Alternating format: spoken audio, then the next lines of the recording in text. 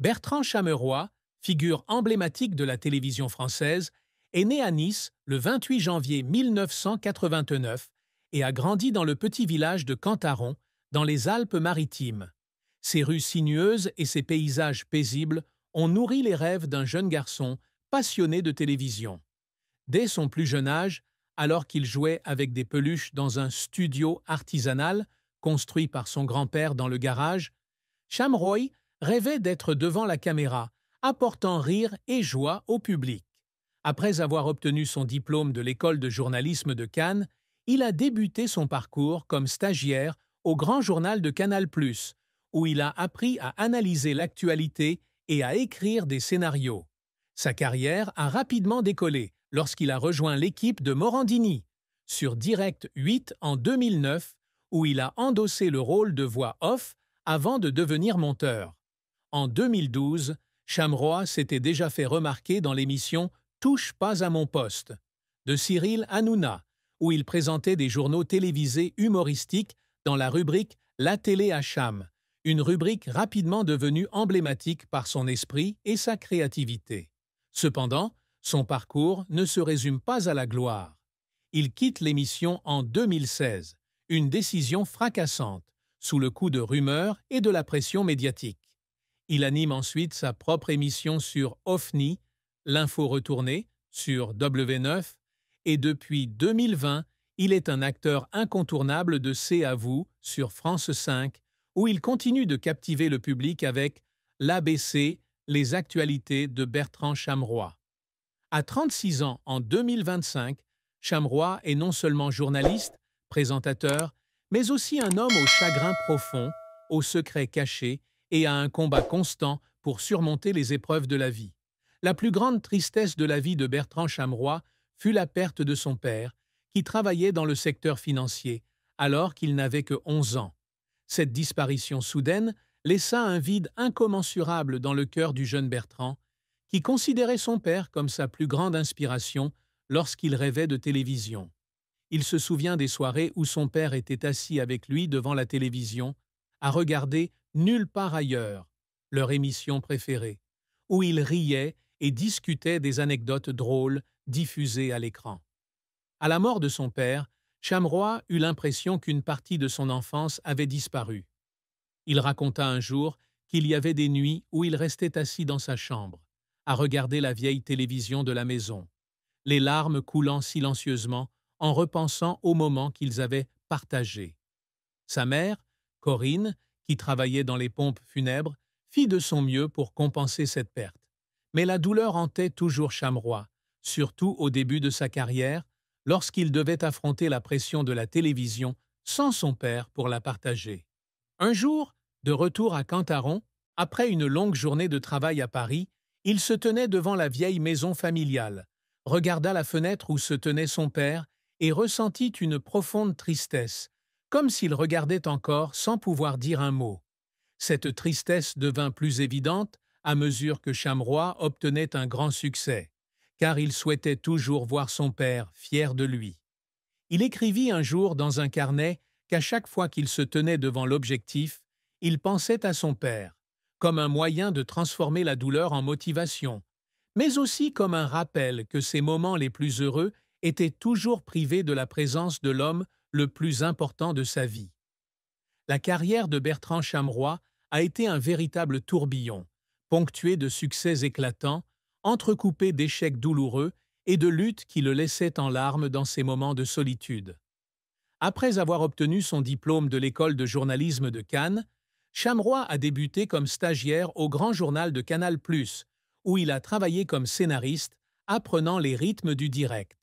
Sa véritable percée a eu lieu en 2009, à 20 ans, lorsqu'il a rejoint Morandini, sur Direct 8, en tant que voix off hors champ, puis en tant que rédacteur en chef du débrief. Son esprit et son naturel ont attiré l'attention, et en 2012, il a été invité par Cyril Hanouna à rejoindre Touche pas à mon poste, sur D8. Là, il est rapidement devenu une star avec la télé à Cham, un bulletin humoristique qui relate les moments forts de la télévision. La rubrique a ensuite été rebaptisée « Les News de Cham » et ce qu'il fallait louper devenant ainsi un élément essentiel de l'émission. En 2015, il remporte le prix d'or de la TNT du meilleur chroniqueur, une étape importante qui confirme son talent. Cependant, la célébrité s'accompagne aussi de pression. En 2016, Chameroy annonce brutalement son départ de Touche pas à mon poste, lors d'une émission en direct, invoquant une perte d'intérêt et la pression de la célébrité. Cette décision déclenche une vague de rumeurs, beaucoup l'accusant d'être un traître pour avoir fourni des informations à un article de Society sur les problèmes de coulisses de l'émission. Chameroy raconte un jour qu'après l'émission, il est rentré dans son appartement parisien, assis seul dans le noir, et a pleuré en silence en pensant aux critiques et à l'incompréhension du public. Il a l'impression d'avoir perdu une partie de lui-même dans la tourmente médiatique. Il rejoint ensuite W9 pour animer OFNI, l'info retournée, une émission humoristique mêlant actualité et divertissement, mais elle est annulée après une saison, un échec qui le laisse en larmes dans son bureau, se demandant s'il aurait la force de continuer. Chameroy ne baisse pas les bras pour autant.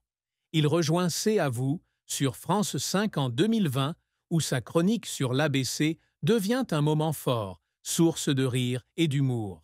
Il anime également Bertrand n'a pas sommeil sur France 2 en 2025, une émission saluée par la critique.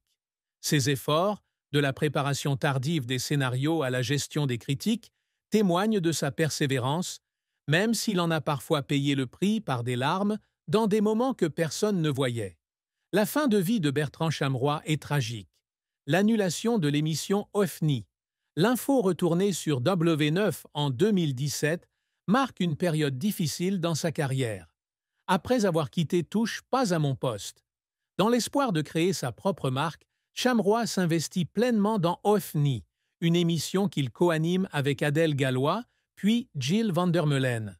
Il passe des heures chaque jour à préparer des bulletins d'information humoristiques, à écrire des scénarios et à construire des parodies politiques et culturelles.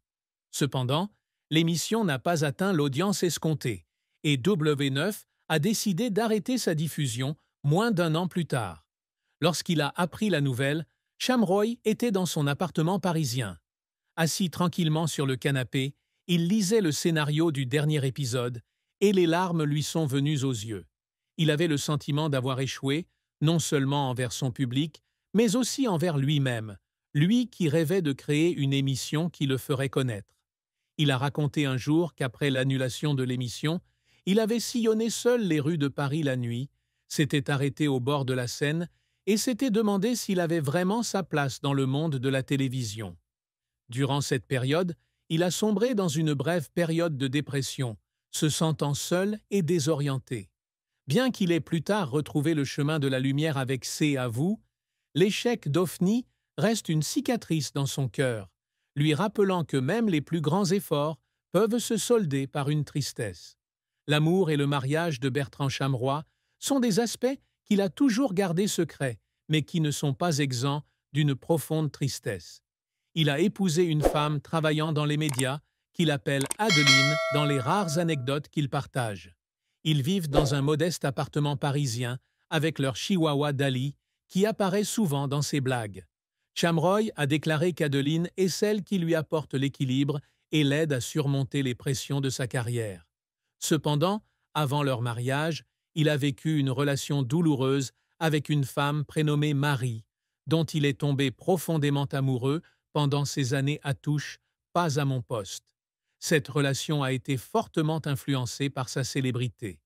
Marie n'a pas supporté la pression médiatique et les moqueries de ses collègues, surtout lorsqu'il était surnommé « le canard » à la télévision. L'intense attention du public a eu des conséquences néfastes sur Marie, et ils se sont séparés en 2016, peu après son départ de l'émission. Chameroy a déclaré qu'après la rupture, il rentrait chez lui, s'asseyait dans le noir et pleurait en repensant aux moments heureux qu'ils avaient partagés. Des promenades nocturnes à Montmartre, aux séances de cinéma dans un petit cinéma parisien. Il se sentait coupable d'avoir laissé sa carrière nuire à la personne qu'il aimait. Bien que son mariage actuel avec Adeline lui ait apporté de la joie, Chamroy nourrissait encore de la tristesse pour la blessure qu'il avait involontairement causée à Marie, et il s'efforçait de protéger Adeline du regard du public, tirant les leçons de ses erreurs passées. Les nuits passées avec Adeline, à la regarder sourire en jouant avec Dali, étaient des moments pour lesquels il éprouvait de la gratitude, mais aussi un rappel de la douleur que l'amour avait apportée. Le secret que Bertrand Chamroy a longtemps gardé secret est la période de dépression qu'il a traversée début 2023, lors de son absence prolongée de C'est à vous. Si le public savait seulement qu'il prenait une pause pour raison de santé, la réalité était que Chamroy souffrait de crises d'angoisse et d'un sentiment d'épuisement. La pression de maintenir une image télévisuelle humoristique et incisive, combinée au souvenir de l'échec de l'OFNI et aux critiques de l'époque de Touche pas à mon poste, le conduisit à une période de crise mentale. Il consulta un psychiatre à Paris, organisant des séances de thérapie secrètement la nuit pour éviter d'attirer l'attention.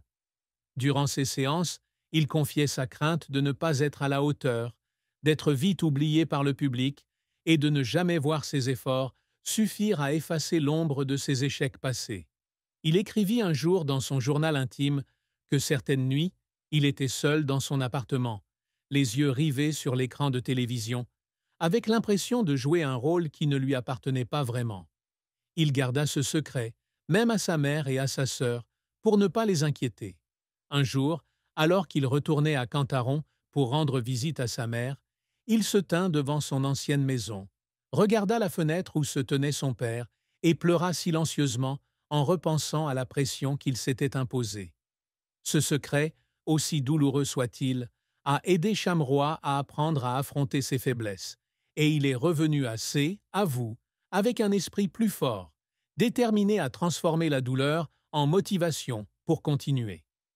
Les succès que Bertrand Chamroy a toujours œuvrés témoignent de sa persévérance et de sa passion pour laisser sa marque dans l'industrie audiovisuelle française. Dès ses débuts en tant que voix off pour Morandini, il rêvait d'être devant la caméra, d'apporter rire et créativité au public. L'un de ses plus grands objectifs était de créer une émission à son image, alliant humour, actualité et esprit pour attirer les téléspectateurs. Ce rêve s'est en partie concrétisé avec OFNI, l'info, retourné, même si l'émission n'a pas rencontré le succès escompté. Après cet échec, Chamroy a souhaité intégrer une émission plus importante, où il pourrait mettre en valeur ses talents sans la pression d'animer une émission entière.